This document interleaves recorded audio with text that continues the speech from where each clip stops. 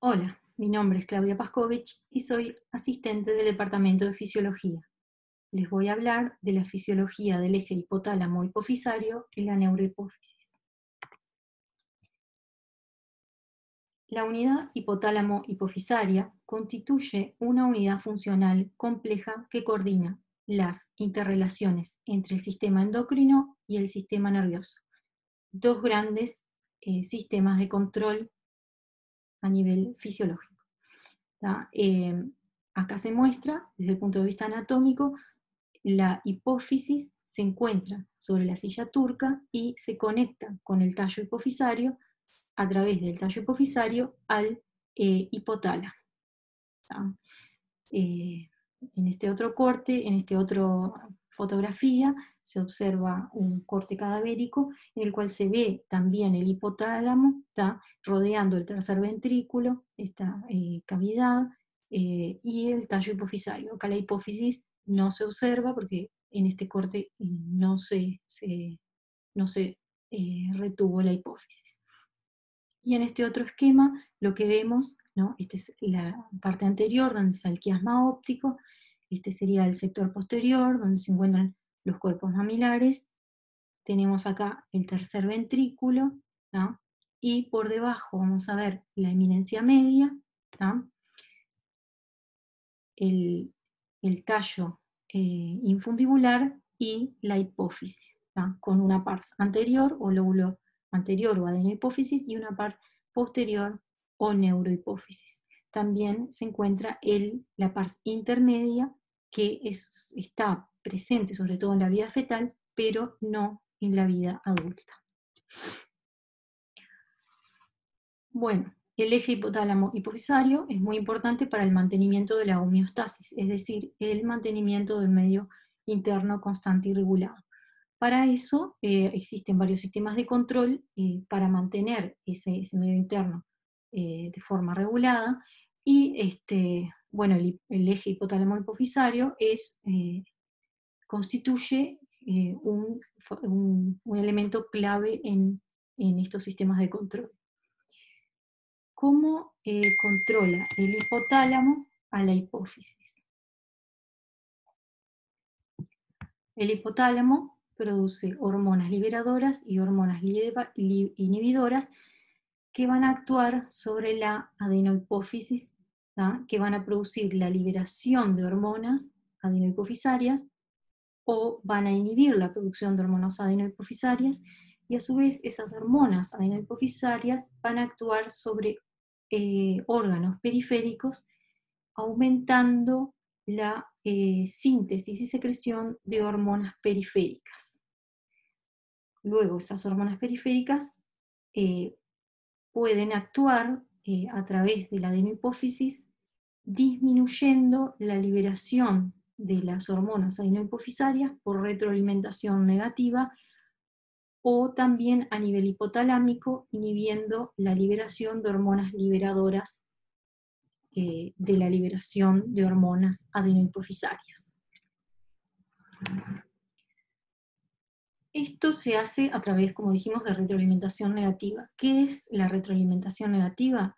Es un mecanismo a través del cual las variables reguladas, que van a ser determinadas por un disturbio, van a ser contrarrestadas. Es decir, si hay un aumento en la liberación de una hormona, mediante el sistema de retroalimentación negativa lo vamos a disminuir, lo vamos a contrarrestar, ¿no?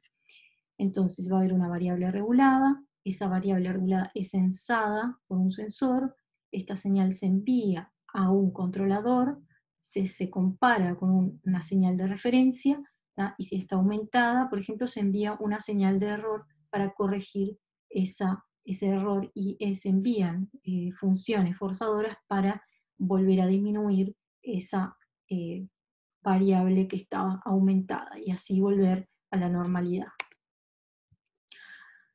Bueno, vamos a hablar primero entonces del hipotálamo y después vamos a hablar de la hipófisis y el eje y la neurohipófisis en este caso.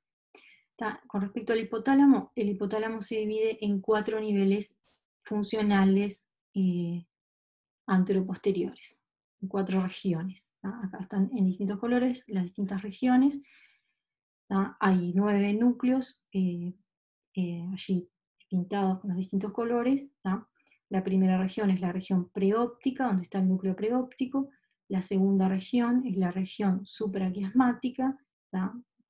Su nombre se debe a que aquí se encuentra el núcleo supraquiasmático, que está por encima del quiasma óptico. También está ahí el núcleo supraóptico y el núcleo paraventricular, que son los núcleos que nos interesan principalmente para esta clase. En este sector están los núcleos, las neuronas, que van a controlar directamente el eje, la hipófisis, que es lo que nos interesa para esta clase. Y después hay otros sectores del hipotálamo, como la región tuberal y la región mamilar.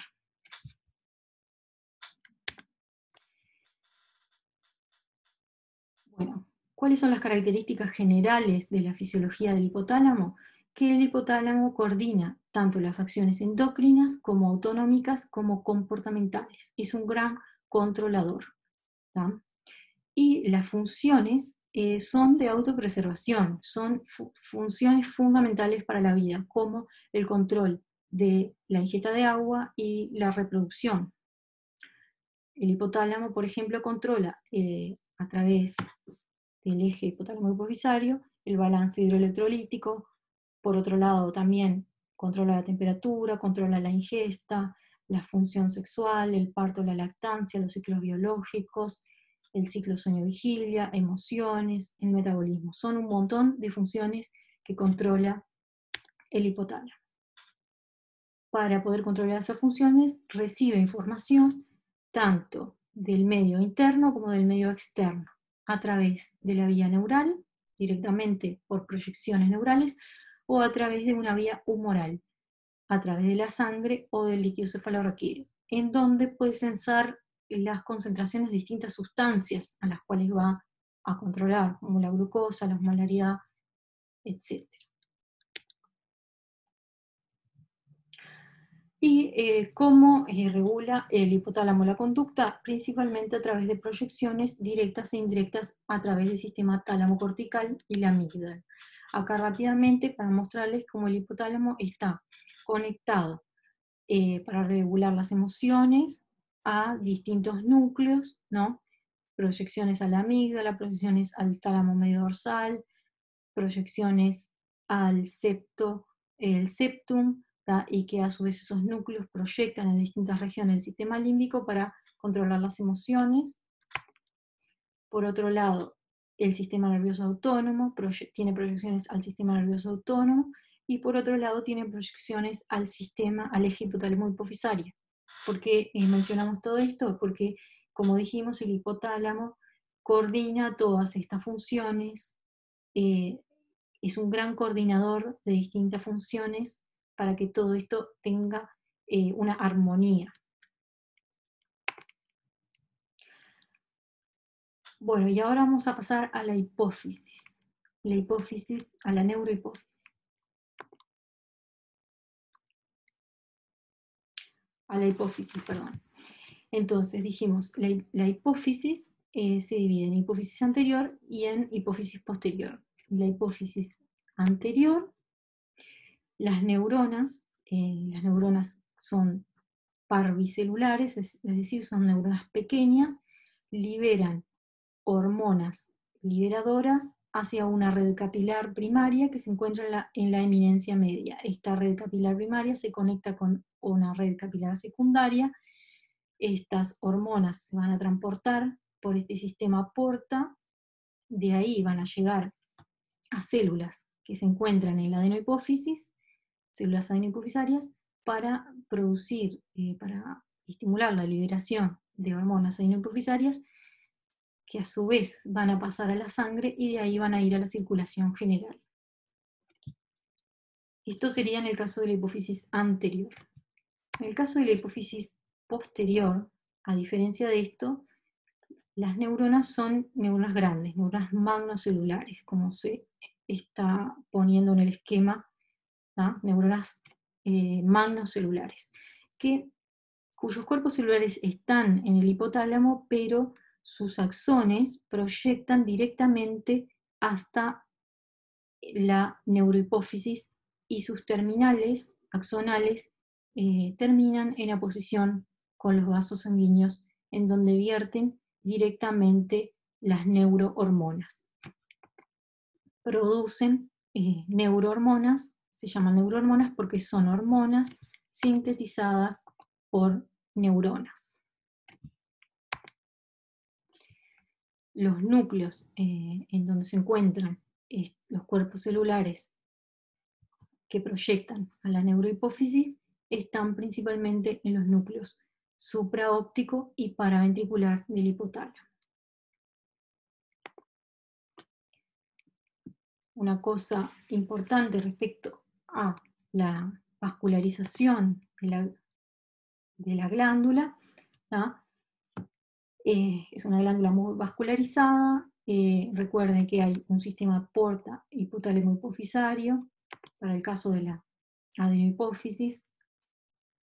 Los vasos porta tienen una comunicación entre la sangre y el sistema nervioso central. Hay una barrera hematoencefálica incompleta.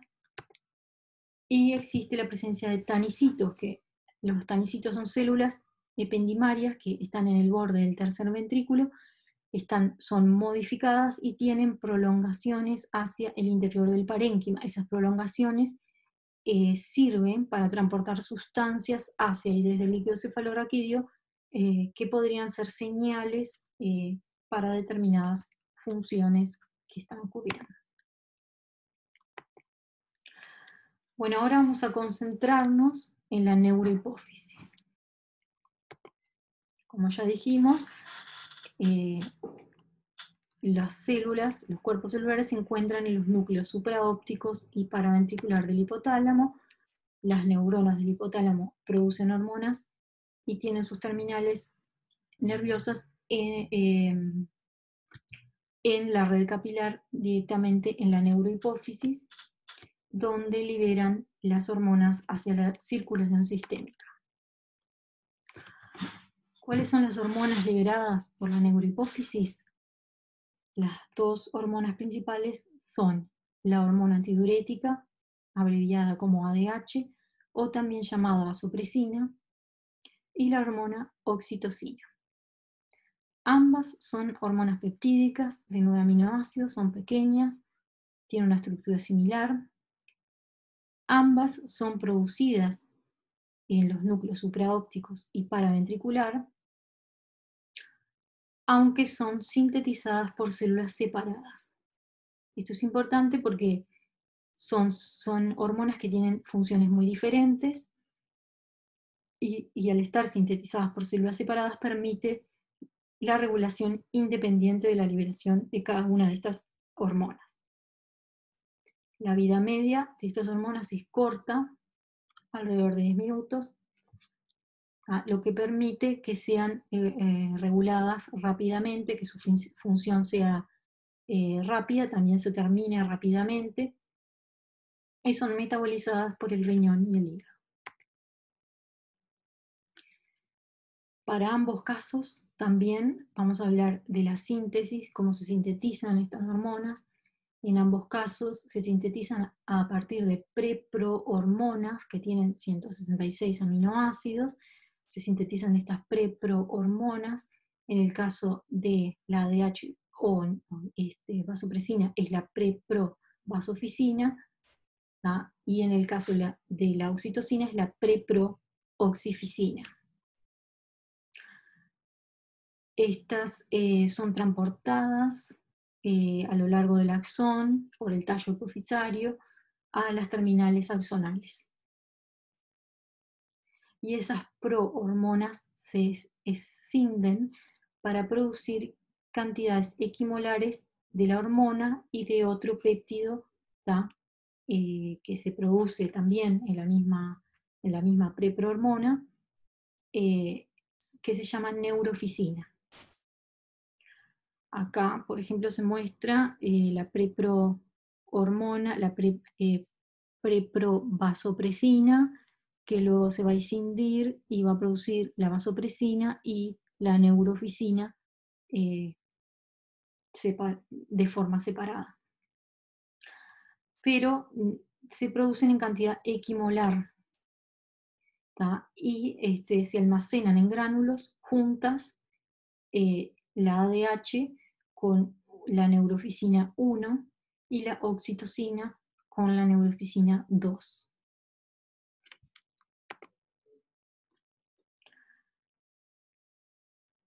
¿Cómo es la liberación de estas hormonas? Se liberan desde la neurohipófisis por estímulos que a estas neuronas le van a llegar de distintos sectores de otras regiones del cerebro, ¿tá? De otras neuronas, interneuronas hipotalámicas, etc. Llegan a las dendritas de estas células, produciendo la despolarización y la generación de un potencial de acción. ¿Tá? Acuérdense que son neuronas. Este potencial de acción viaja a la terminal axonal, donde produce la entrada de calcio intracelular, que va a desencadenar la exocitosis de la hormona junto con la neuroficina. Las hormonas y las neuroficinas entonces van a entrar en la circulación periférica y ambas pueden medirse en sangre. Sin embargo, a veces la medición de la vasopresina es difícil, porque la vasopresina tiene niveles plasmáticos muy bajos y además la vida media es corta, entonces hace difícil su medición, y lo que se hace es medir la neuroficina, o ahora también se está viendo que se puede medir otro péptido que también se produce en la misma secuencia de la vasopresina. Se produce también otro péptido llamado copeptina, y esta copeptina es más estable in vivo, ¿tá? Que la propia vasopresina, lo cual hace que sea más fácil medir la copeptina en lugar de la vasopresina. Como se producen en cantidad equimolar, es equivalente medir esta en lugar de esta.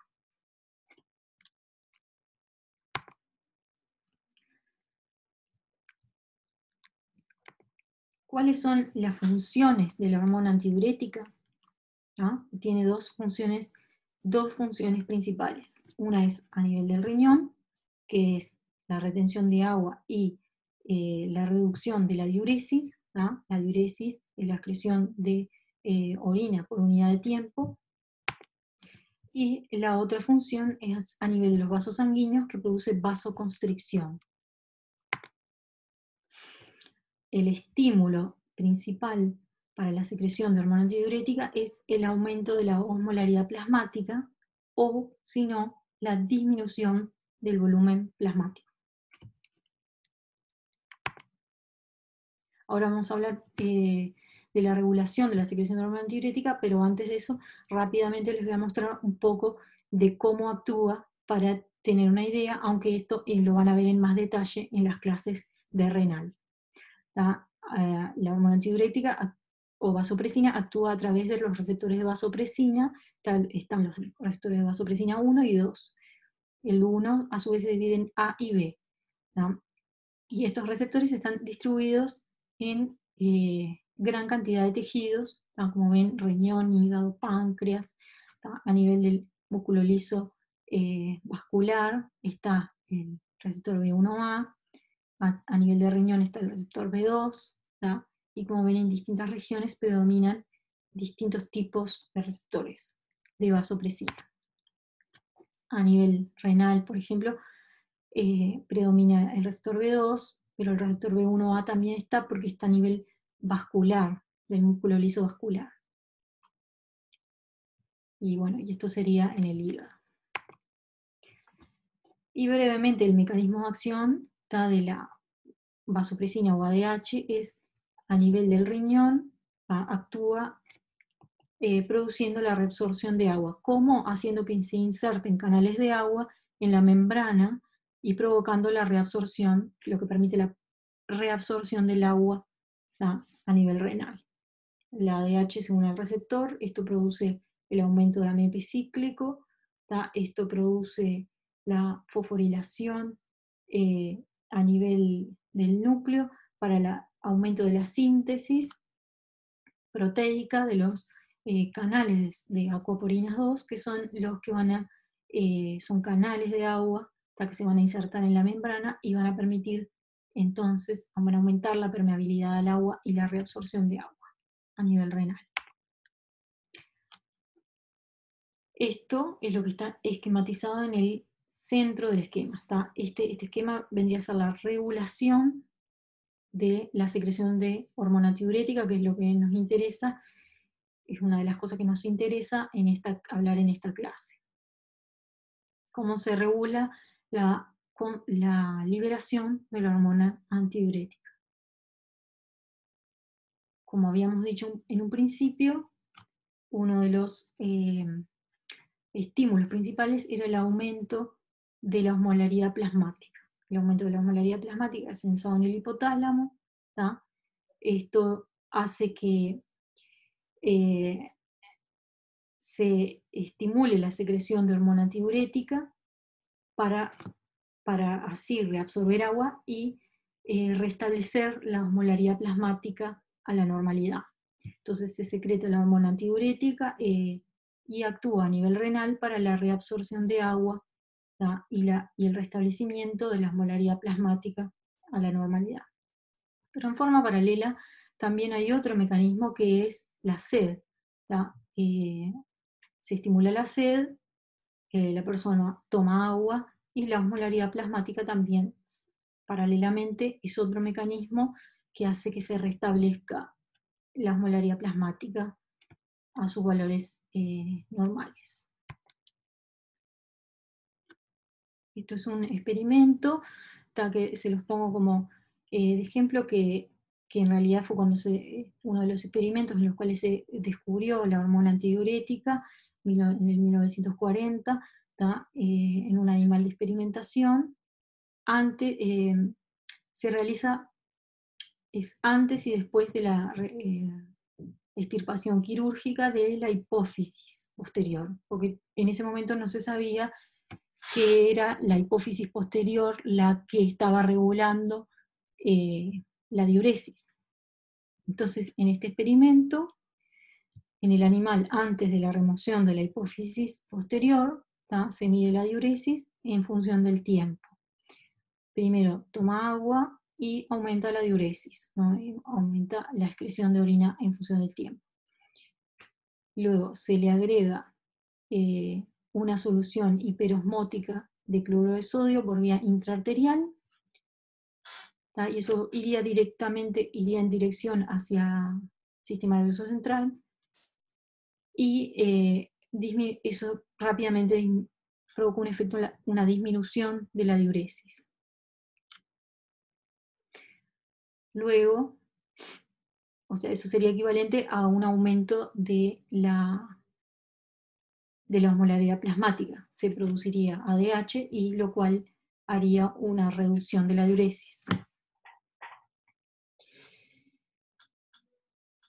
Por otro lado, si se agrega un extracto de hormona antidiurética, también un extracto de la hipófisis posterior de forma intravenosa, que sabemos hoy que contiene la hormona antidiurética, pero en ese momento no se sabía, también produce una disminución de la diuresis. Pero ellos no sabían que eso contenía la hormona antidiurética. Entonces lo que hacen es sacar la hipófisis posterior y repiten el experimento. Entonces ven que cuando agregan la solución hiperosmótica de cloruro de sodio, el efecto desaparece. ¿Por qué desaparecería el efecto? Porque la hipófisis posterior ya no está, entonces no se liberaría la hormona antidiurética, por más que se esté sensando un aumento de la osmolaridad. Y ellos, al agregar el extracto, sí se retorna el efecto de la disminución de la diuresis, porque este extracto contiene el factor que es antidiurético, que posteriormente se aisló y se descubrió que esa era la hormona antidiurética. Entonces, ¿cómo se regula la secreción de la ADH? Dijimos que había un mecanismo que es por retroalimentación negativa, y después, hay otro mecanismo que voy a hablar posteriormente que es anticipatorio, que no lo hemos mencionado todavía. Entonces, por retroalimentación negativa se va a regular de dos formas. Hay un control osmótico y un control hemodinámico. El control osmótico, ¿tá? Es a través de la osmolaridad de los líquidos corporales, y el control hemodinámico es a través del volumen y la presión arterial. ¿Qué quiere decir esto? Primero vamos a hablar del control osmótico, que un cambio en la osmolaridad de los líquidos corporales es el factor principal de la regulación de la secreción de ADH.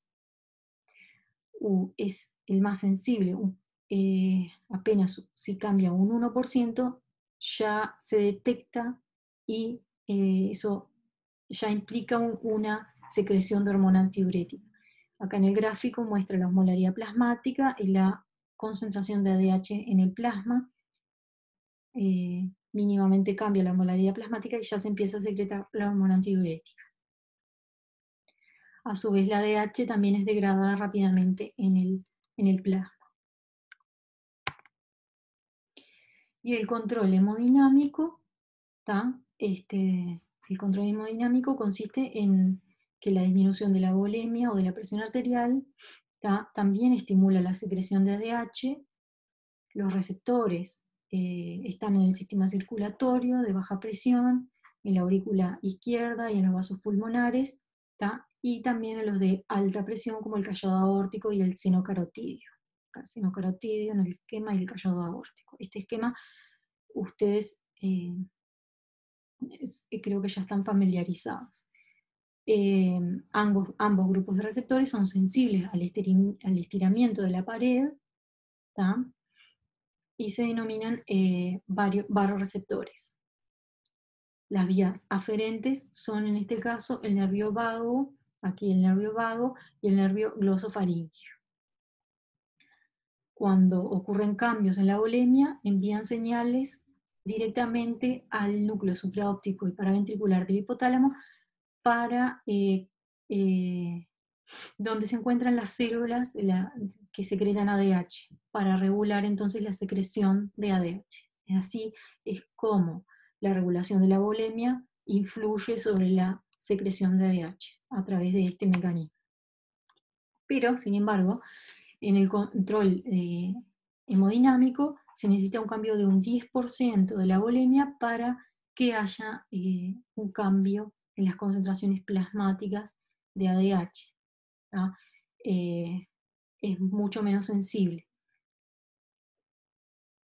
Esto, por ejemplo, lo que muestra acá, esto es la concentración plasmática, la osmolaridad plasmática y la concentración en plasma de vasopresina o ADH. En euvolemia, pero cuando hay una contracción de volumen, es decir, una pérdida de volumen, se vuelve más sensible el sistema, porque a mínimos cambios de volumen ya hay un aumento mayor de la concentración de ADH comparado con el de la euvolemia, y pasa lo contrario cuando hay una reducción del volumen plasmático.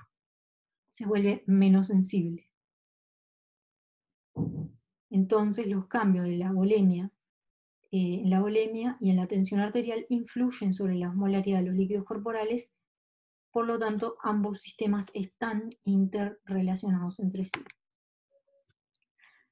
¿Esto qué es? Esto es el mecanismo de cómo es la transducción en las células osmorreceptoras hipotalámicas. Cómo estos osmorreceptores sensan, cómo se dan cuenta que hay un cambio en la osmolaridad plasmática. En este esquema lo que muestra es una célula osmorreceptora, que es una neurona, ¿no? En distintos estados de osmolaridad. Acá hay una alta osmolaridad o hipertonicidad, y acá hay una baja hipertonicidad. Una baja tonicidad, es decir, una hipotonicidad.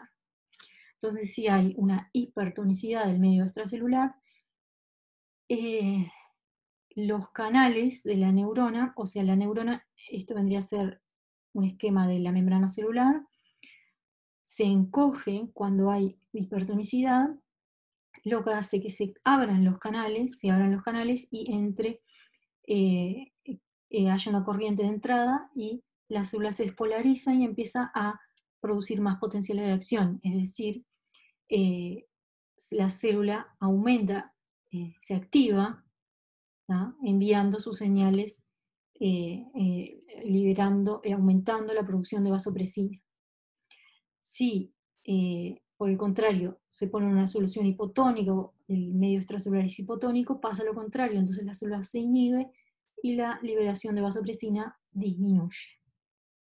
Entonces, este sería el mecanismo por el cual sensarían estas células la osmolaridad.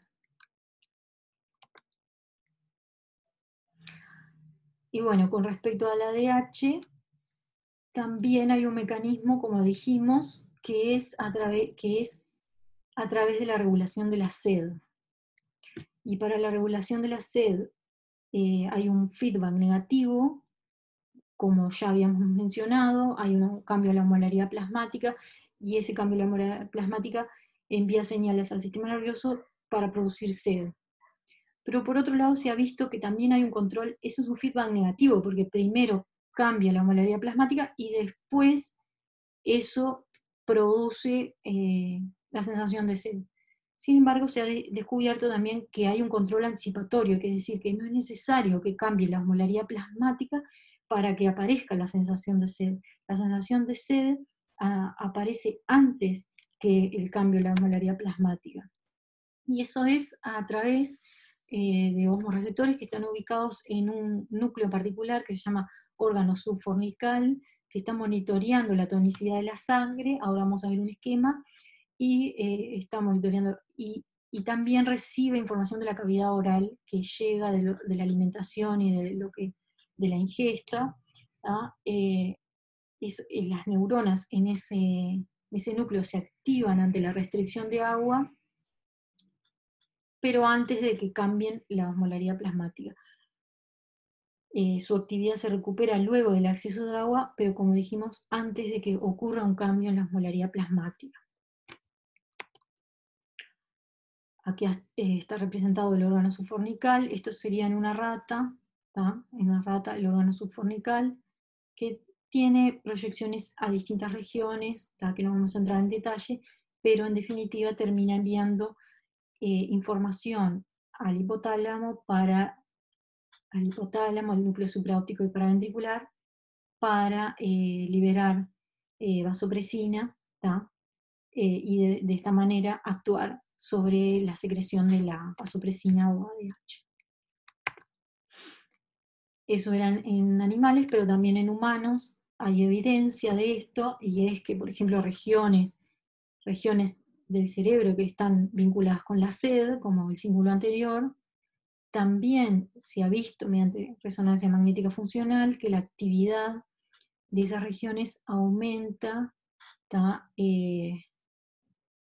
está aumentada cuando hay sed y disminuye rápidamente con el consumo de agua, incluso antes de que se haya absorbido el agua en el intestino.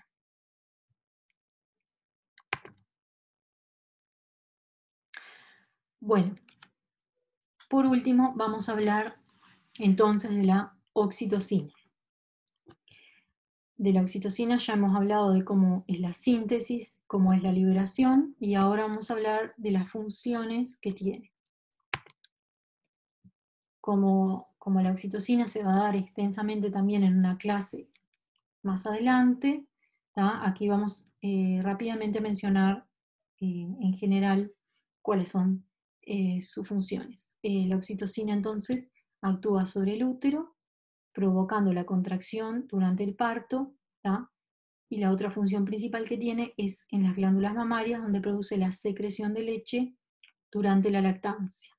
Entonces los estímulos principales, ¿tá? Son, en el caso de la glándula mamaria, es la succión del lactante, ¿tá? Y en el caso del útero es la dilatación cervical durante el parto.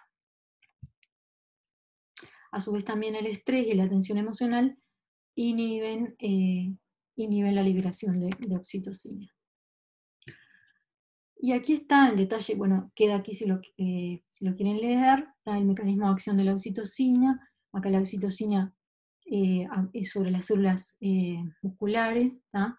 La oxitocina actúa sobre receptores acoplados a proteína G que desencadenan la liberación de calcio, el aumento del calcio intracelular, y a través del sistema calcio-calmodulina eh, ac- actúan en la miocina para aumentar la contracción muscular. Y así sería el mecanismo del cual la oxitocina entonces aumenta la contractibilidad eh, muscular en la célula del miometrio, en el útero.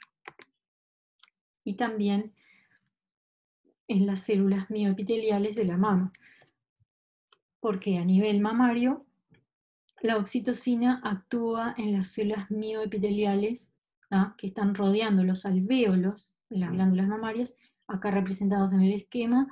Las células mioepiteliales rodean, al contraerse, producen la eyección de la leche. En respuesta a oxitocina, estas células se contraen, provocando el proceso de eyección de la leche. Y como habíamos dicho, la liberación de oxitocina se produce en respuesta a impulsos sensitivos que se originan en los pezones durante el amamantamiento. Y por último, bueno, les menciono rápidamente esto, que también lo van a ver en más detalle en otras clases. ¿tá? La oxitocina, esto vendría a ser contracciones uterinas, y la oxitocina aumenta la contractibilidad del útero durante el parto. ¿tá? El número de receptores aumenta a lo largo, el número de receptores para oxitocina aumenta a lo largo del embarazo, y también aumenta la sensibilidad de esos receptores, ¿tá? siendo máxima en el momento del parto. Y cuando se libera, incrementa el ritmo y la intensidad de las contracciones.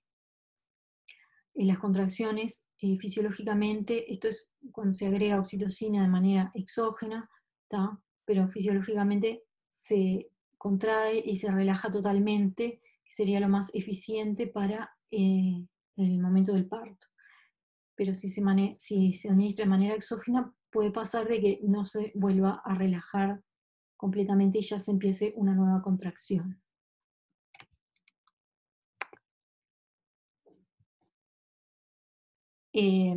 Entonces, en este esquema se muestra de forma resumida cómo es el mecanismo.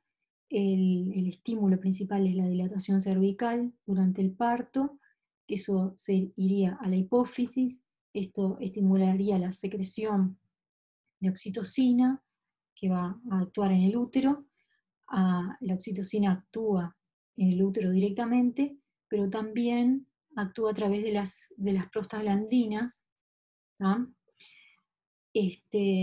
Porque estimula la síntesis de prostaglandinas, y las prostaglandinas a su vez producen contracciones uterinas. Bueno, y aquí terminaría la clase. ¿tá? La bibliografía recomendada serían estos libros. Yo les recomendaría principalmente Bernie Levy, que está bien sintético y contiene casi toda la información que vamos a manejar en el curso. Bueno, muchas gracias.